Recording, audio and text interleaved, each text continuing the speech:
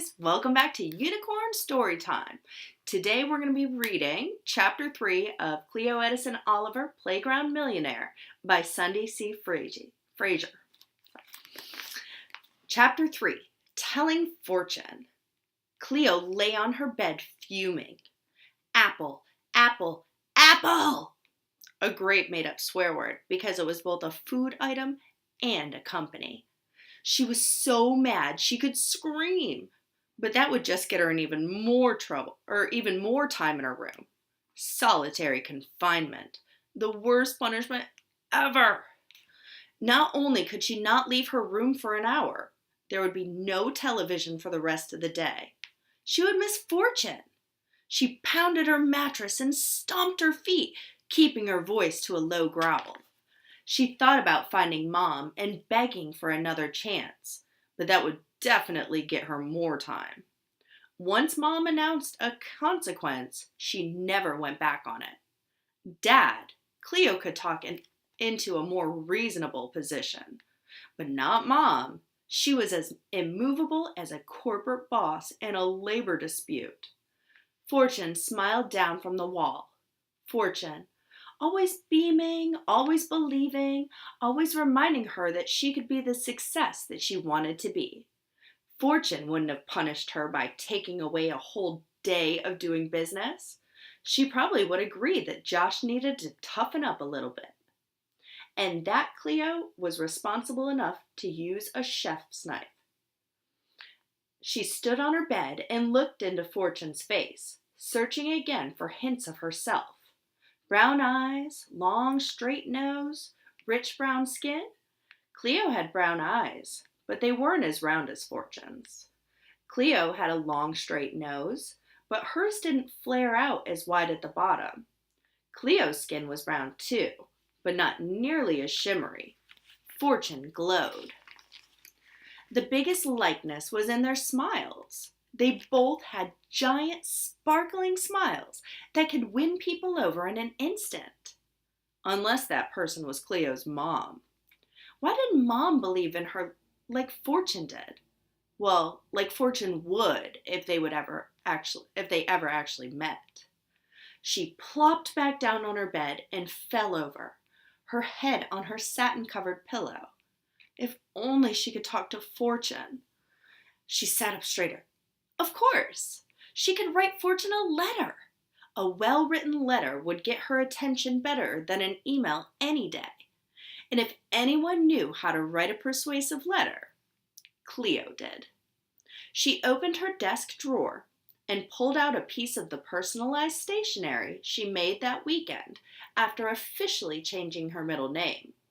She looked up Fortune's office address in an issue of Fortune Women magazine, then sat down to write.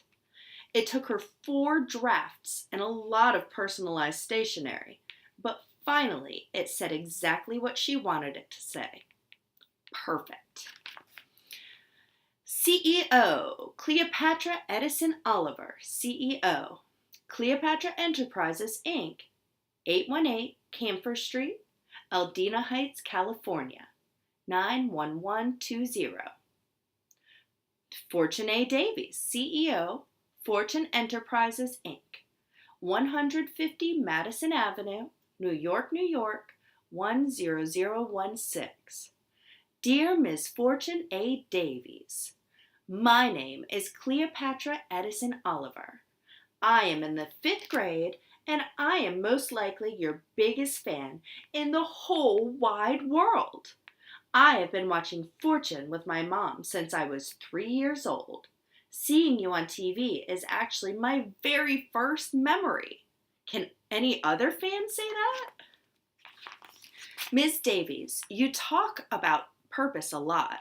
You say yours is delivering destinies and financing futures. I have a future in business. I know I do. First of all, there's my name, which I got from my birth mom. Is it true that you find the pharaohs of Egypt fascinating? Personally, I love my name because Cleopatra was a very powerful woman, just like you. Not only am I named after a queen and a ruler, but my initials are CEO. And I'm a Capricorn, just like you. The Zodiac's top business achievers. So, Ms. Davies, as you can clearly see, ruling companies is my destiny. I have tons of ideas for what I will do with the money I make, starting with a special theme park for adopted kids and their families. If I had $1 for every time my parents said I'd rule the house if they'd let me, I'd be rich already. But clearly, I am not in charge yet. Today, I got in trouble for something, and my mom took away my business for a whole day. Did you ever feel like your parents didn't understand you? What did you do? I am currently the president and CEO of my very own company, Cleopatra Enterprises, Inc. I hope you don't mind that it sounds sort of like Fortune Enterprises, Inc. I have had many product lines over the years, but right now I am focused on avocados. I always give away 10% of what I make, just like you say in Fortune Principle number 10. This past spring, I learned all about what it means to be a CEO when I did a report on the most influential person in your life. I chose you, of course. I am a member of your Fortune Kids Club and have written to you many times through your website. Your replies have told me to keep watching because you might read my message on your show. And I have, every day at 4 o'clock. You haven't read any of mine on TV yet, but that's okay. I'm confident that you will very soon. I know you are super busy running all your businesses, starting schools in other countries, and being on TV. But if you could write me back with the answer to just one very important question, it would make me so excited and happy. I would take your letter to school and show it to everyone. I would frame your letter and hang it on my wall forever. And this is my question. What is the most important thing to do when you're my age if you want to be a huge success like Fortune Davies? Ms. Davies, if you are ever in Los Angeles, I hope you will stop by Cleo's Awesome Avocado Stand, the best avocados in all of Aldina Heights. You will get a bag of my best avocados, on the house, of course. Your biggest fan. If I had $1 million and one day I will, I'd bet on it. Cleopatra Edison Oliver, CEO. The next Fortune Davies. P.S. I have memorized all 10 Fortune principles for how to build your business and live the life you want. Thanks for all the great advice. P.P.S. Please write back. She'd come close to adding a P.P.S. Is there any possible way you had a daughter 10 years and 8 months ago, and that I could be her? But no, she didn't want to sound desperate or pitiful. She was a very enterprising young lady. She was on her way to the top. She was going to be a stunning success, and now Fortune would know it too. Thud. The floor shook. One of her brothers yelled. Thud. Josh and Julian were playing paratroopers off the top bunk again. Cleo looked out her window. Mom and Dad were talking in the driveway. Dad clasped his large hands on the top of his head. Mom's mouth moved quickly. Her eyebrows pinched together. Whether in anger or worry, Cleo couldn't say. Knowing her mom, probably both. Cleo pounded on the wall between her and her brother's rooms. Knock it off, Josh and Jay. You know you're not supposed to be doing that. They screamed and jumped again. Thud, thud. Cleo yanked open the window, ready to tell on her brothers. It's not enough, she heard Mom say. Our monthly payment is about to go up. They were talking about it again.